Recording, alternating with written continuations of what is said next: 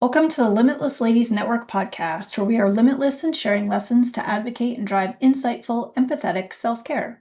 The Limitless Ladies Network is dedicated to nourishing minds, educating on self care, and facilitating transformative experiences.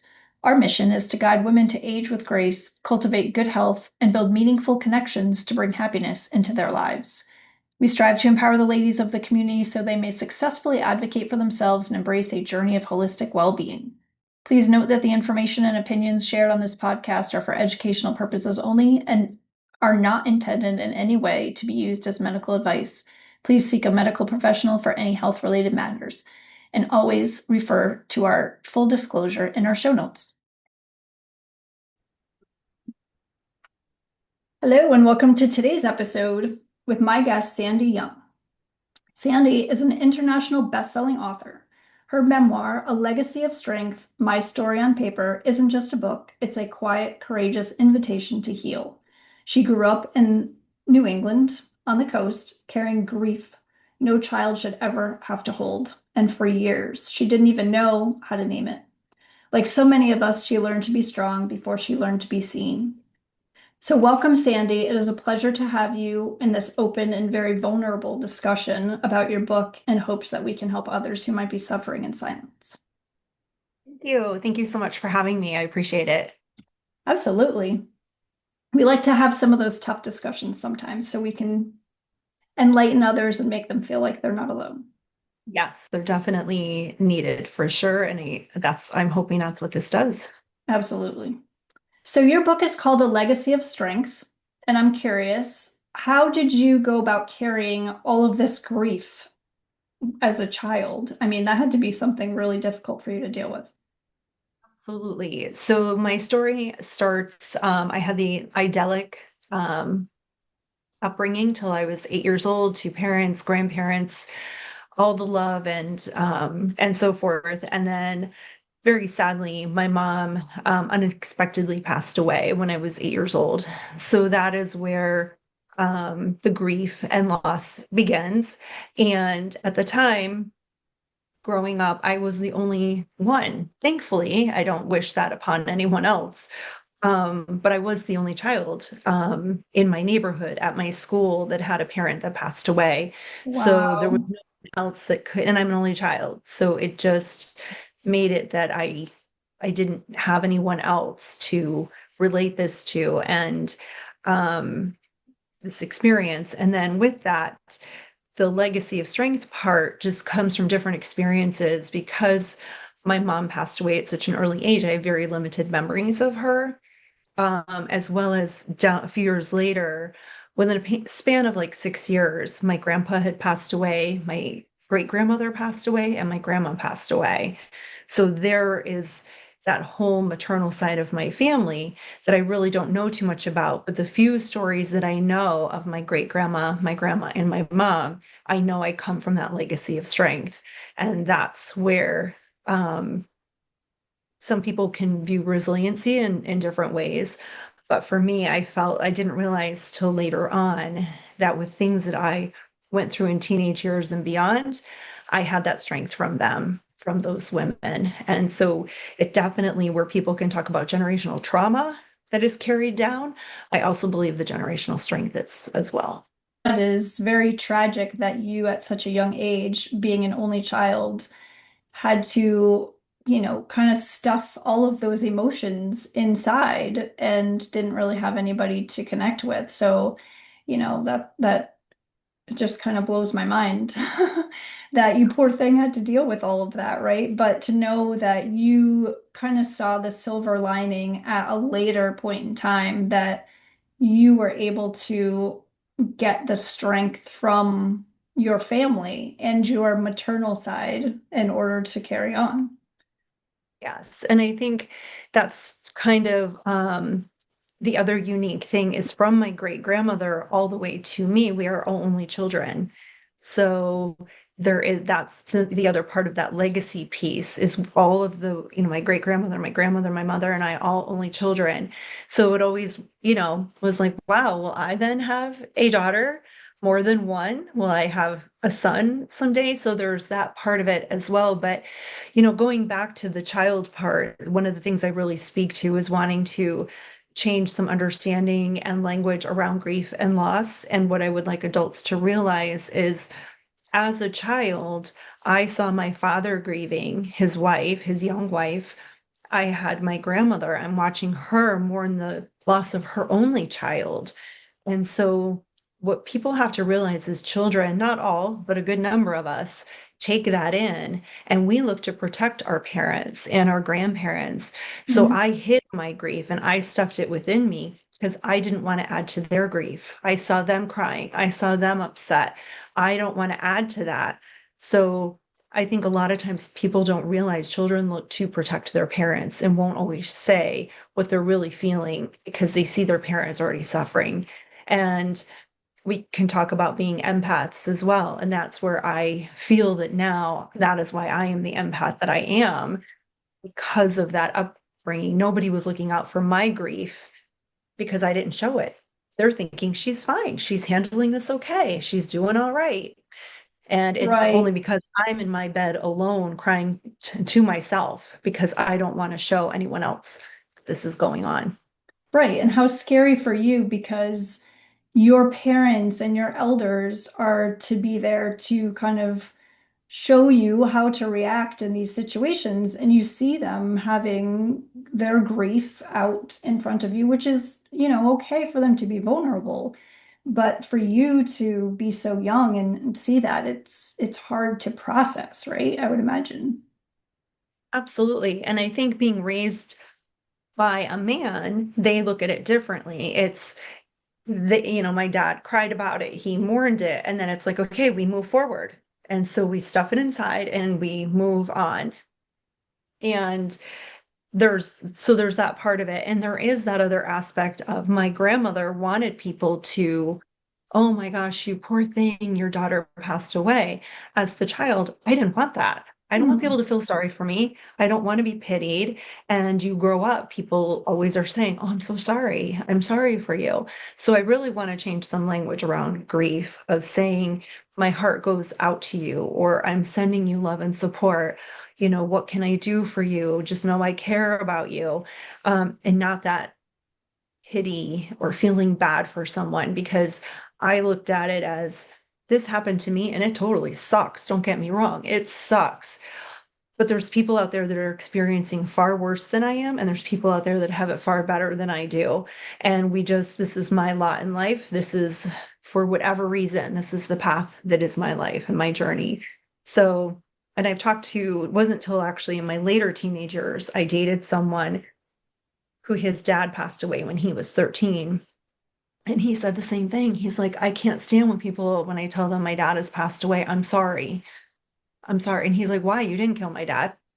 So it's like, It's don't tell that me that you're natural sorry. instinct for us to just feel so apologetic that something happened, even though Exactly. we had no part in it, we had no control, neither did you, right? Exactly. And that's where we're wanting to make talking about death, talking about loss more um, acceptable, or just something that we do that we don't tiptoe around. I think people just don't know what to say. So that's what they say. And that's where I'm trying to get some messaging out of different terms or different things that you can say and do to take away. And you have to read your audience. Some people want you to feel sorry for them, and that's okay. That's for them.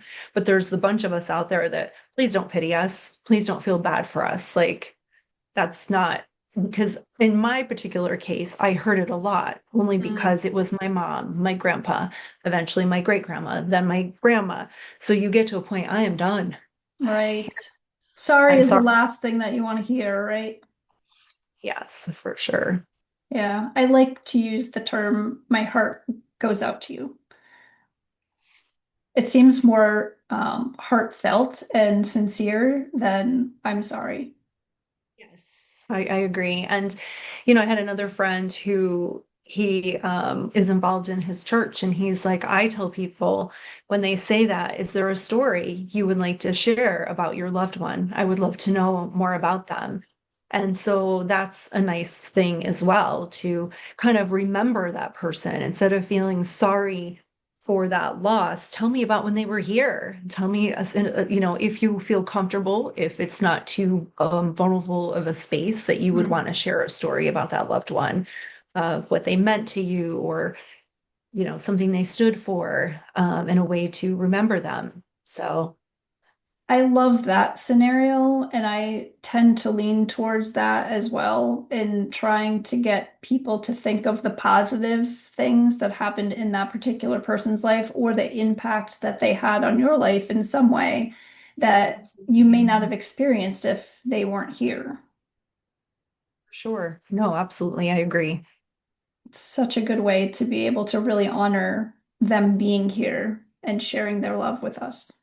Yes, I agree. I agree. Especially, in our time of when I grew up, where children are seen, not heard. And we just didn't talk about my mom, after she passed away after X amount of time, doesn't get brought up in conversation. And Mm. I think it's sad. I think it needed to, we needed to keep her memory alive and talk about her so I could learn more about her.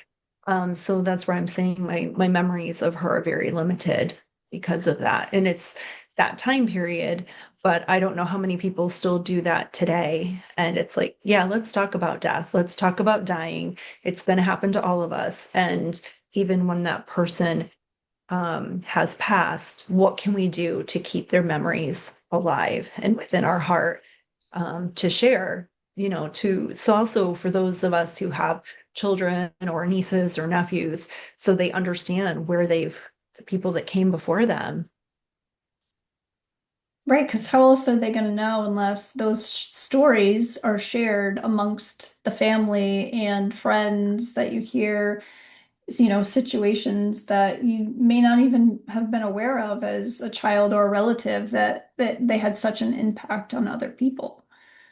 Yeah, so I invite people that are listening to this to think about that, of a grandparent, a parent, it could even be a sibling or a family friend. Think of that person and who within your family that is still alive, who could you talk to and say, tell me a story about this person. I would like to know more. Um, and especially with our grandparents and stuff, because whether we realize it or not, there's pieces of them that are within us. And wouldn't it be cool to be like, oh wow, Grandpa so and so, this was something that he used to do or liked, and actually I do too. And it's just that connection to your history. It is. I love that. So you did mention that you had a relationship with somebody early on that also had a parent that had passed while they were Mhm. somewhat younger, not quite as young as you. How do you Yes. think that this whole experience really affected your relationships in general? I would imagine that that was a close bond for the two of you. Absolutely. I do believe that bonded us, in some ways, because we understood, we got it, where if you don't have a parent that has passed away, you don't fully get it. You can sympathize, you can empathize, but unless you're in it, Mm. you don't know. And so, I think for myself, for sure, I think because of the different losses that I experienced, not just of my mom, I definitely noticed a pattern with significant others anyway. Um, I was the one to end relationships. If I felt things weren't going a certain way, or I felt this is going to most likely end anyway, or whatever the case may be, whatever I was feeling in those moments, I was the one to end it, because everyone else who passed away, I had no control over them passing away. That Right. happened. Whereas ending this relationship, I have control over. This is something I can do. And I can say, so before they do it and I have no control over it, I'm going to do it. And so there's definitely, been those self-reflective moments. And the other thing too is, I know people talk about abandonment issues, and I'm not saying I never had them, because of course, how can I go through what I've experienced and not have abandonment issues? And Right. that probably comes into play with my ending things. However, I am also the type of person, I don't put the wall up. When it comes to significant others or friendships, I'm in it. I'm willing to put my heart out there. And if my heart gets broken, it gets broken. And I look at what have I learned? What have I grown? How have I, what have you? But I've never let anything that's happened to me stop me from having a loving heart and wanting to just I'm a giver. That's the other thing I am based on everything I've gone through. Definitely a giver. So I can see where people can put that wall up and not want to be close to other people to risk getting your heart broken. And I'm not saying I want to sign up, okay, break my heart, Right. but I'm not going to stop being a loving person or not putting my all into a relationship with someone just because for that fear of getting hurt. Probably because I have been hurt before. I know what it feels like. I know I will survive. And one of the things I pointed out in my book, actually, that same gentleman that I was involved in my late teenage years, um, we had actually been engaged, and I called off the engagement. And he said something so profound for being someone we were in our early 20s. Um, he was like, Sandy, I wanted to think you couldn't live your life without me. He's like, but then I realized you lived your life without your mom since you were 8 years old. And if you can do that, you can live your life without me. And it was Mm, like, oh, that's profound. Like to right. have that. So I think there is always that, whether it be survival, whether it be resilience, whatever word you want to call it, that I have felt that maybe that is why I can put myself out there to love.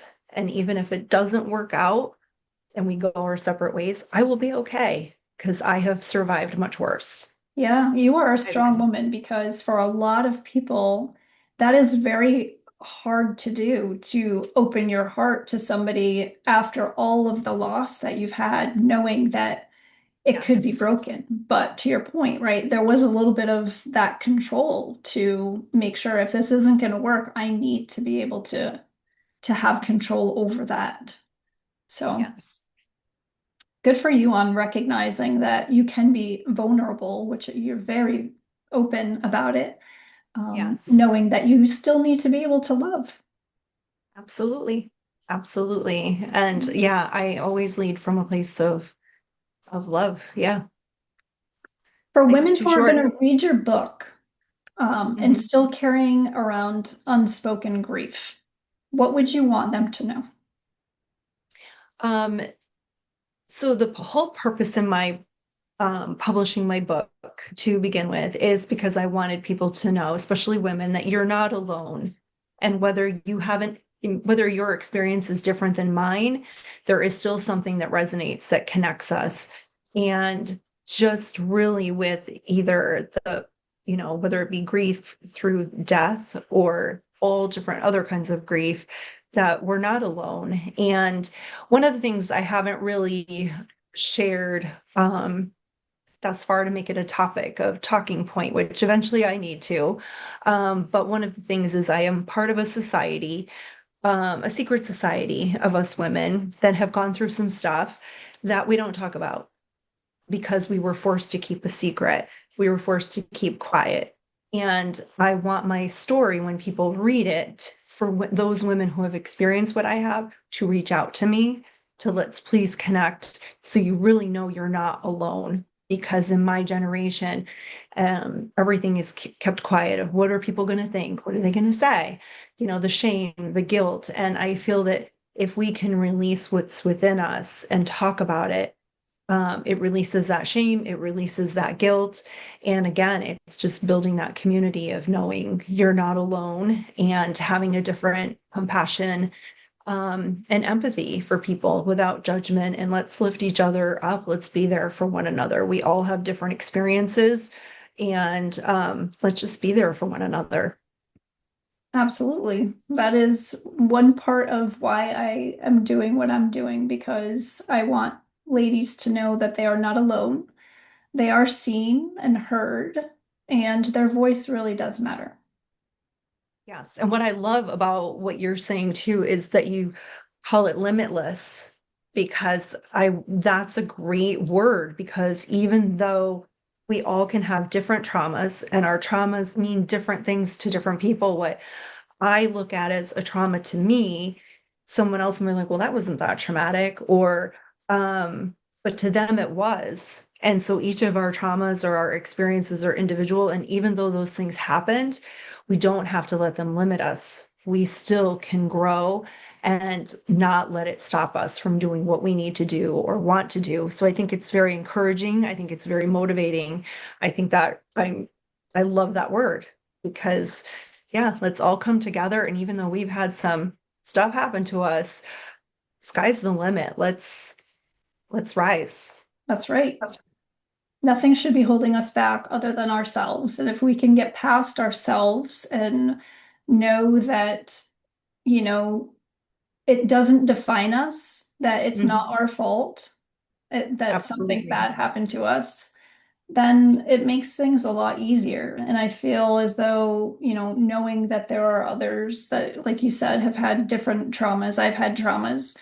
And I've talked to other people that, not to compare, but it's like, wow, like I thought my trauma was bad. This other person's trauma was worse than mine, or they're shocked at some of the things that happened to me.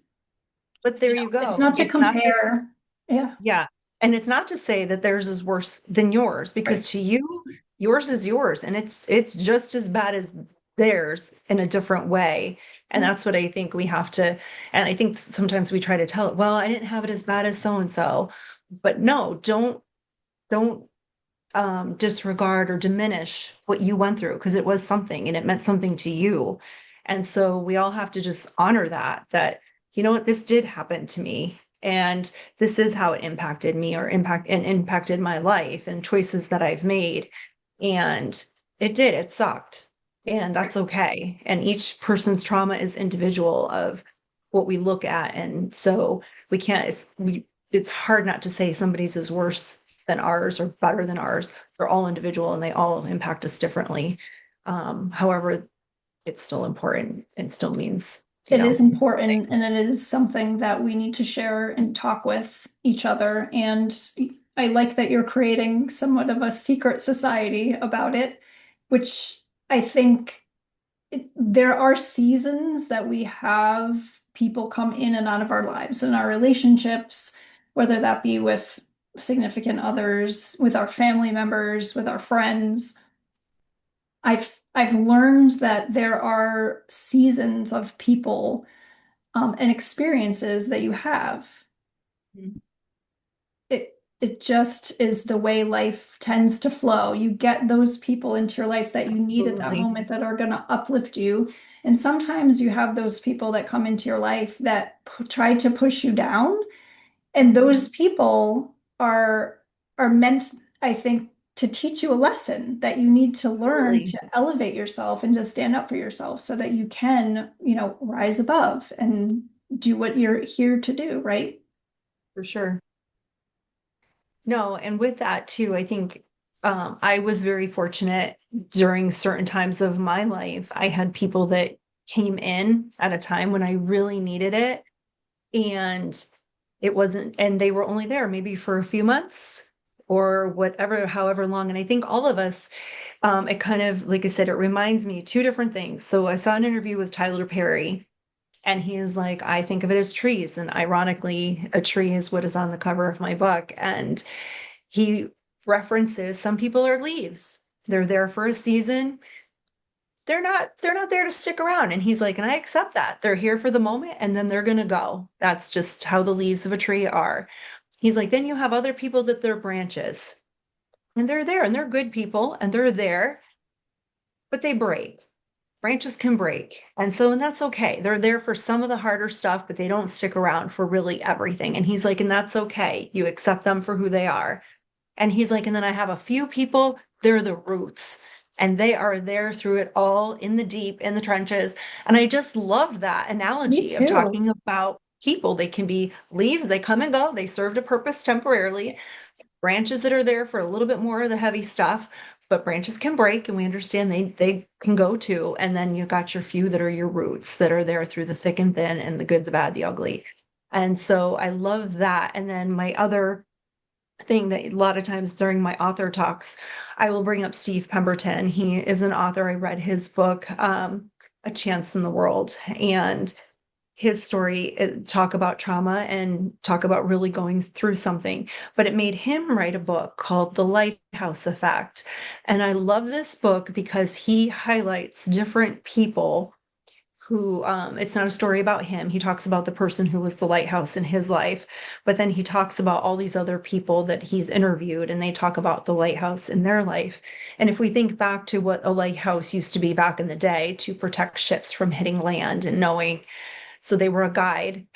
And so I talk about that with people in my author talks. So all of us think about who has been a lighthouse in our life, whether we were children, teenagers, adults, and maybe they were only a part of our life for a day, a month, a year. They guided us during a time we really needed them. We really needed this person, and they were there for us. And they may not be in our life anymore, and that's okay. And if we also step back and think about who have we been a lighthouse for, with maybe not even realizing it. So it could be, especially with what we do and how many people we talk to, maybe it was just having that one conversation and giving someone some encouragement, understanding, compassion, or making a safe space that they felt they could share a personal story with us. And for that moment, we were a lighthouse for them to provide them with just a safe place to be able to talk and share something. Or it could be we were a part of someone's life for a few months to help them guide them on their journey towards business, towards writing a book, towards whatever personal goal or just a trouble, whatever the case may be. So I think it's just a wonderful thing of talking about, yeah, who has been a lighthouse for us and who we have been a lighthouse for and maybe not even realized, and look at that human connectedness. I like that analogy. I like both of them. And I think Yes. it's so apropos that your book has the tree with the roots and the leaves and the woman. It is just I beautiful. know. Yeah, thank you. It is a beautiful cover. I have to say, my good friend, and now her husband, who also has become a very good friend, he's designed it. And yes, I've gotten so many compliments on the cover. So it's beautiful. It is Beautiful. beautiful. Thank you. If you could go back and speak to your younger self, the one carrying all that pain, what would you say to her today? In spite of or because of, you are the person you are today. And I think there there's nothing wrong with being an empath. I think it's great to care about other people. And yes, I've had to work on not taking everyone else's stuff on, but I also feel that there are some of us that's who we are. And I don't I've had to work on not always putting everyone else before me, because that's what we do. I'm a giver. And but I also think there's nothing wrong with that either. So I think also too, to let my younger self know, you will have hardships. You will have times where you feel sad. You will have times where you feel happy. You feel the joy in life. But all in all, you'll be okay. You will get through this. And I don't like to necessarily use the word survivor. I don't But either. I think I like yeah, warrior better. I do. I like that word because that's what I feel. Was on a warrior path with different things in my younger life, and I'm definitely on a warrior path right now with things that I want to do to help women heal themselves. And I would have never have thought in my younger day that it took me this long, and I would, but I'm here to now be on this full circle moment of sharing my story and wanting it to help, heal other people, especially women, from the experiences that they've had that they may need to heal from, that they didn't even realize that they needed to heal from. Because I think that was kind of the thing. It wasn't until I was in my 40s and I was working at a high school and I was working with kids that were truant. And I went to a conference on truancy. In one of the breakout sessions, we talked about the ACEs score, which is all about trauma. And you're looking at the different things if you had a parent who was incarcerated or on drugs or so forth. And when I really sat and I looked at, my mom passing, my grandma, all of these traumas, I never looked at my life as being traumatic or having any traumas. And it wasn't until then I was like, wow, I've experienced some traumas. And I think all of us have, and some are smaller than others. But I think we need to recognize some of the different things we've gone through in our lives and how that has impacted the decisions we make, the way we look at different situations, which I will circle and pivot now to I have a reflectionary guidebook and journal that is kind of an accompaniment to my book that's coming out in a couple of months. And that's what I want to help women, especially men too, because their mental health matters to me It does. for themselves and how it impacts women. Right. um, but that's what I hope to do is writing down, here's an instance that I had in my childhood. And even though your experience is different, can you think of something that relates to this that has now made you react to situations in certain ways? And yeah, if you could go back in time as the child and say to that person who said something to you or the experience you had with them and said, this is how it made me feel, this is how it impacted me now as an adult, and do you feel now as an adult you could go talk to that person and say, when you said this to me at the time, it might have just been something off the cuff, but it has stuck with me in my mind, and this is the impact it had. And it could be something good, it could be something bad or sad or whatever the case may be. But just let's reflect on those things and maybe stop something, especially for our generation where you grow up where children are seen, not heard. And maybe not, I don't always advocate for myself. I'm not good at that. Tammy, you need somebody? I am there for you. I will fight. I will advocate. I will be that warrior. Anybody else? But when it comes for me, I have a very hard time speaking up and saying, this is what I want. This is what I need. And That that's is the something I've root of hidden trauma that I have learned. And it is a journey to get to the point where you find your self-worth and your voice, and you are willing to be courageous enough to actually speak it out loud what you need. And it is a journey. absolutely, it is. And even though I can sit here and say, I know I am worth it. I know I just at our International Women's Day event, this one of the speakers, Shelley Carter, she was saying, I want everyone to say to yourself, I'm amazing.